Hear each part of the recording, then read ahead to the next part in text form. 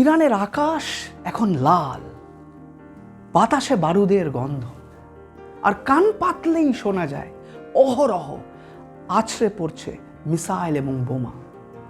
Israel এবং আমেরিকার যৌথ আক্রমণে ইরান আজ ক্ষতবিক্ষত।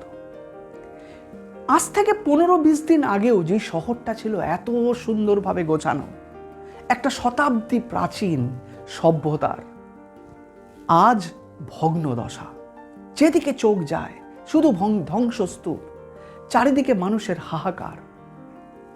কিন্তু কেন এই পরিণতি? কেন আজ ইরান অস্তিত্ব সংকটে ভুগছে? কেনই বা আমেরিকা এবং ইসরায়েলের রোষানলে পড়ে আজ সারা ইরান জ্বলছে?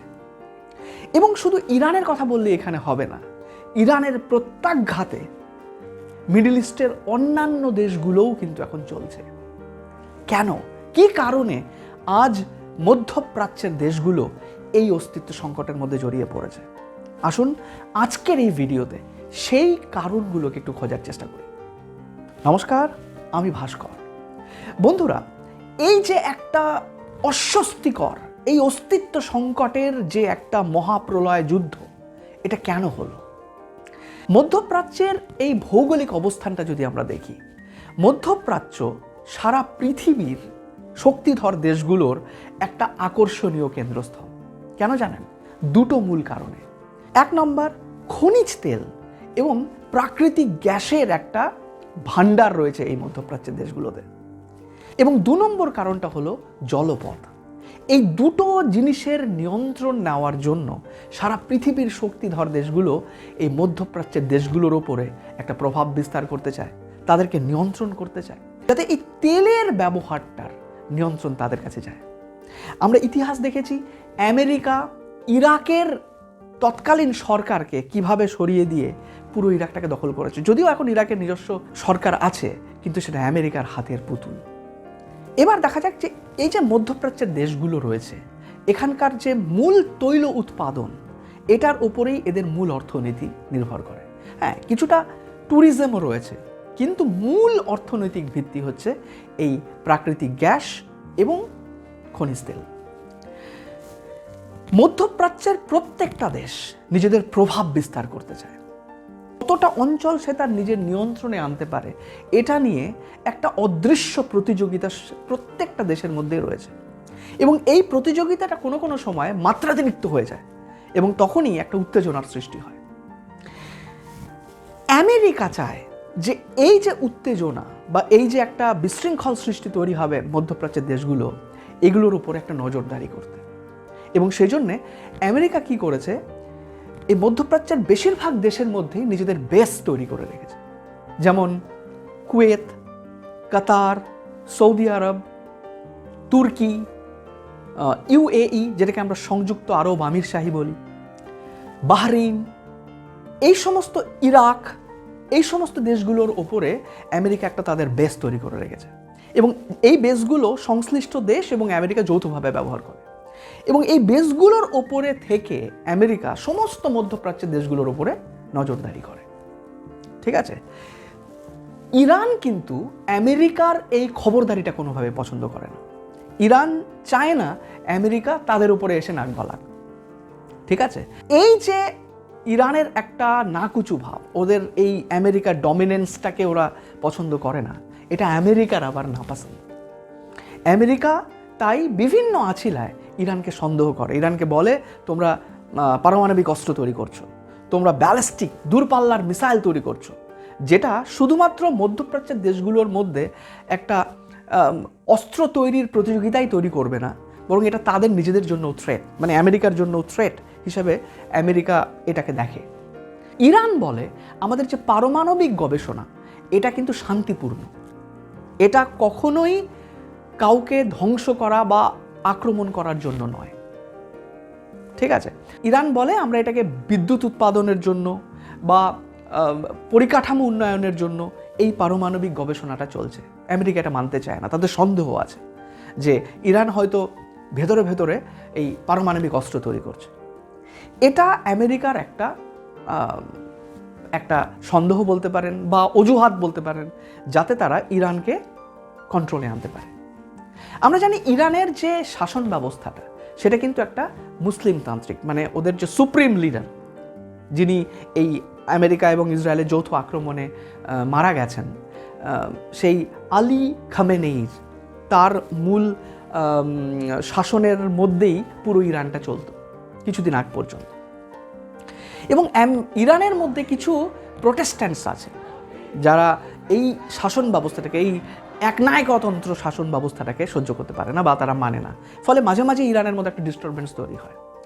আমেরিকা চেয়েছিল যে এই অজুহাতে, এই পারমাণবিক অস্ত্র তৈরির অজুহাতে যদি আমরা ইরানকে আক্রমণ করি, যদি ইরানের এই নেতাকে আমরা ধ্বংস করে দিতে পারি, মেরে ফেলতে পারি, তাহলে একটা গণ অভ্যুত্থান ইরানে হবে এবং তখন সরকার পরিবর্তন করে একটা নতুন সরকারকে আমরা বসিয়ে দিতে পারবো, যারা আমাদের অঙ্গুলি হেলনেই কাজ করবে।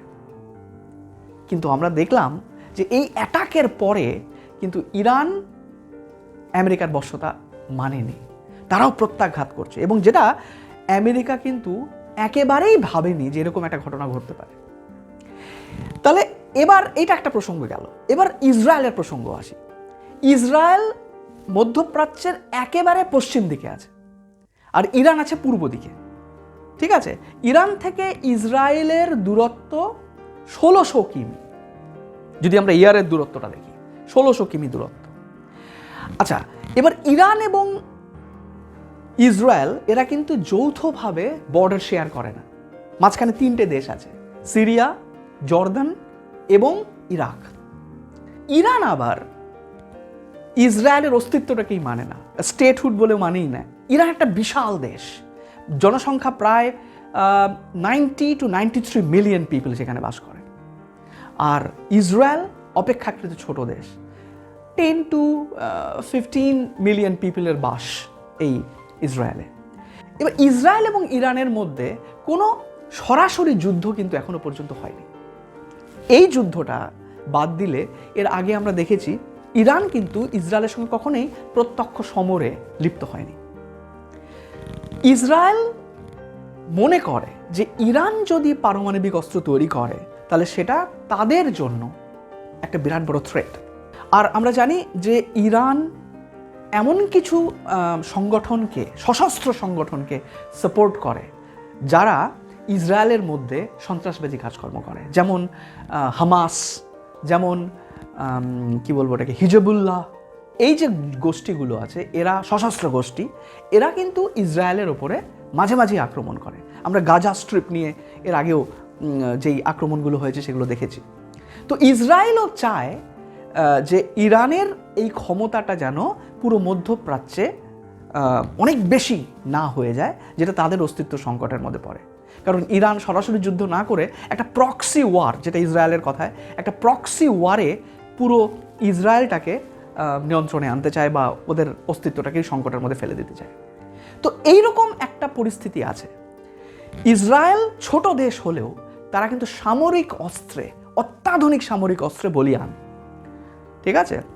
হ্যাঁ, এটা বলে যে ইসরায়েলের কোনো পারমাণবিক অস্ত্র নেই, অফিসিয়ালি এটা বলা হয়, কিন্তু আনঅফিসিয়ালি ইসরায়েলের কিন্তু এমন বহু অস্ত্র আছে যেগুলো কিন্তু পারমাণবিক অস্ত্রেরই সমতুল্য।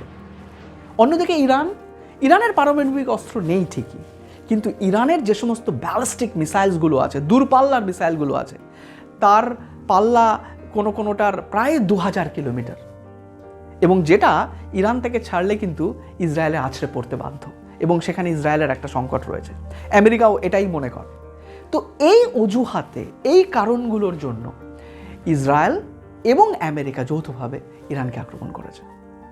এখন কথা হচ্ছে যে এই যে আমেরিকা এবং ইসরায়েল আক্রমণ করেছে ইরানকে, পৃথিবীর আরও 2টো দেশ আছে, শক্তিধর দেশ। এক নম্বর হচ্ছে রাশিয়া, এক নম্বর হচ্ছে চায়না। রাশিয়া আবার সিরিয়াকে সাপোর্ট করে, আর চায়না কিন্তু প্রচুর অর্থ ইনভেস্ট করেছে এই মধ্যপ্রাচ্যের দেশগুলোতে, ঠিক আছে? পরিবহনের জন্য রোড ইনফ্রাস্ট্রাকচার এবং অন্যান্য ইনফ্রাস্ট্রাকচারেও প্রচুর ইনভেস্ট করে রেখেছে চায়না। তো চায়নাও চায় না মধ্যপ্রাচ্যে একটা অস্থিরতা তৈরি হোক, যেখানে তাদেরও একটা বিপুল পরিমাণের ক্ষতি হোক। তো এই যে একটা পরিস্থিতি, একটা দম বন্ধ করা পরিস্থিতি, এখানে এই যুদ্ধটা মূলত এই রিজনসগুলোর জন্য, যেখানে আমেরিকা সম্পূর্ণভাবে নিয়ন্ত্রণে আনতে চায় মধ্যপ্রাচ্যের দেশগুলোর উপরে। এবং ইসরায়েলের জোটসঙ্গী করে তারা এই আক্রমণটা শানাচ্ছে ইরানের ওপরে। ইরানও ছেড়ে দেওয়ার পাত্র নয়। ইরান সমস্ত শক্তি দিয়ে, তার যে শক্তি আছে সেটা কখনোই আমেরিকা এবং ইসরায়েলের যৌথ শক্তির সমতুল্য নয়, কিন্তু তার সীমিত শক্তি নিয়ে, তার ব্যালিস্টিক মিসাইলসগুলো নিয়ে, ড্রোন নিয়ে আমেরিকার ওপরে আছড়ে পড়ছে। আমেরিকার বেস ক্যাম্পগুলো যে রয়েছে বিভিন্ন মধ্যপ্রাচ্যের দেশগুলোতে, সেগুলোতে অ্যাটাক করছে। ফলে পুরো মধ্যপ্রাচ্য এখন একটা বারুদের স্তূপে পরিণত হয়েছে। কে ক্ষতিগ্রস্ত হচ্ছে জানেন? সাধারণ মানুষ। এই দুদিন আগেই শুনলাম যে ওখানকার যে জলের যে রিফাইনারিগুলো আছে, কারণ মধ্যপ্রাচ্যে তেলের থেকেও মূল্যবান হচ্ছে জল, কারণ আশেপাশে জলের কোনো সোর্স সেখানে নেই একমাত্র সমুদ্রের জল ছাড়া। আর এই সমুদ্রের জলটাকে পানের যোগ্য মানে মিষ্টি জলে পরিণত করার জন্য যে সমস্ত প্ল্যান্টগুলো ওদের ওখানে বিভিন্ন দেশে বসানো আছে, সেই প্ল্যান্টগুলোতে আঘাত করা হচ্ছে। আমেরিকা সেই প্ল্যান্টগুলোতে আঘাত করছে, ইরানের প্ল্যান্টগুলোতে, এবং ইরানও এবার প্রত্যাঘাত করছে বিভিন্ন দেশগুলোকে, মধ্যপ্রাচ্যের দেশগুলোতে, সেই ওয়াটার প্ল্যান্টগুলোতে। তাহলে এখন যুদ্ধটা স্থল থেকে জলে চলে গেছে। আর এটা যদি চলতে থাকে তাহলে সাধারণ মানুষ, অসহায় মানুষ, তারা কিন্তু তাদের অস্তিত্ব সংকটে গিয়ে পড়বে। আর এই যে মধ্যপ্রাচ্য, যেটাকে আমরা লাইফ লাইন বলতে পারি সারা পৃথিবীর ইকোনমির, সেটা কিন্তু মুখ থুবড়ে পড়বে। মনে রাখবেন, একটা যুদ্ধ কখনোই কোনো কিছুর সমাধান করতে পারে না। একটা যুদ্ধে ধ্বংস হবে, কোনো দেশ হয়তো জিতবে, কিন্তু সেই জেতাটাও হারেরই সমকক্ষ। কারণ একটা যুদ্ধে হেরে যাওয়া মানে শুধু সে দেশই হারে না, সেখানে সলিল সমাধি হয় হাজার হাজার স্বপ্নের। মানুষ সেই জিনিসটাকে আবার পুনরুদ্ধার করার জন্য কয়েকটা জেনারেশন, কয়েকটা যুগ, কয়েকটা শতাব্দী অপেক্ষা করতে হয়। জাপানের হিরোশিমা এবং নাগাসাকির সেই ক্ষতটা আজও আমাদের কাছে দগদগে। কেউ চায় না, পৃথিবীর কেউ চায় না যে এই যুদ্ধটা পারমাণবিক যুদ্ধে পরিণত হোক। আমরা জানি মধ্যপ্রাচ্যের যে জলপথ আছে, যেটা এক নম্বর পথ হচ্ছে হরমুজ প্রণালী, যেটা সম্পূর্ণ ইরানের নিয়ন্ত্রণে, এবং আরেকটা আছে জলপথ যেটা হচ্ছে সুয়েজ খাল, যেটা মেডিটেরিয়ান সি এবং রেড সিকে কানেক্ট করেছে। এবং এই পথটা ইউরোপ এবং এশিয়ার মধ্যে দূরত্বটাকে অনেক কমিয়ে আনে। তো এই দুটো পথ দিয়ে প্রত্যেক দিন লক্ষ লক্ষ ব্যারেল তেল সারা পৃথিবীতে ছড়িয়ে পড়ে। যদি সেগুলো বন্ধ হয় তাহলে কিন্তু সারা পৃথিবী অর্থনৈতিক সংকটে চলে যাবে। তাই যুদ্ধটা যত দীর্ঘায়িত হবে তত বেশি সারা পৃথিবীর মানুষ সংকটে চলে যাবে। এশিয়ার বিভিন্ন দেশগুলো, যেমন পাকিস্তান, বাংলাদেশ বা আরও যে সমস্ত দেশ খনিজ তেলের উপরে নির্ভর করে, সেই সমস্ত দেশগুলোতে এখন পেট্রোল, গ্যাসের দাম গগনচুম্বিতে চলে যাচ্ছে। ভারতবর্ষেও দেখা যাচ্ছে গ্যাসের দাম বৃদ্ধি বা তেলের দাম বৃদ্ধি, এগুলোর খুব কাছাকাছি আমরা চলে গেছি। এই যে একটা অসহনীয় পরিস্থিতি, এটা তখনই উপশম ঘটবে যদি যুদ্ধটা খুব তাড়াতাড়ি বন্ধ হয়। কবে বন্ধ হবে কেউ জানে না। ইরানের প্রত্যাঘাতে পুরো অঙ্কটাই বদলে গেছে এই মধ্যপ্রাচ্যের দেশগুলোর মধ্যে। আশা করি এই যুদ্ধটা খুব তাড়াতাড়ি বন্ধ হবে। এই ভিডিওতে আমি খুব বেসিক জায়গাগুলো আলোচনা করলাম, কেন ইসরায়েল এবং আমেরিকা যৌথভাবে ইরানের ওপরে আক্রমণ চালাচ্ছে। আপনি কি একমত? কমেন্ট করে জানান। এই ভিডিওটা যদি আপনাদের কাছে ইনফরমেটিভ লাগে তাহলে শেয়ার করে দিন, আমাদের চ্যানেলের পাশে থাকুন, একটা লাইক এবং সাবস্ক্রাইব করে রাখুন চ্যানেলটাকে, কারণ এই ধরনের ভিডিও আমি আপনাদের সামনে প্রায়শই তুলে ধরব। এবং সঙ্গে তো লাইফ ডেভেলপমেন্টের বিভিন্ন টিপস থাকবেই। আজকে এইটুকুই, খুব শীঘ্রই দেখা হচ্ছে আর একটা গুরুত্বপূর্ণ ভিডিওতে। খুব ভালো থাকবেন।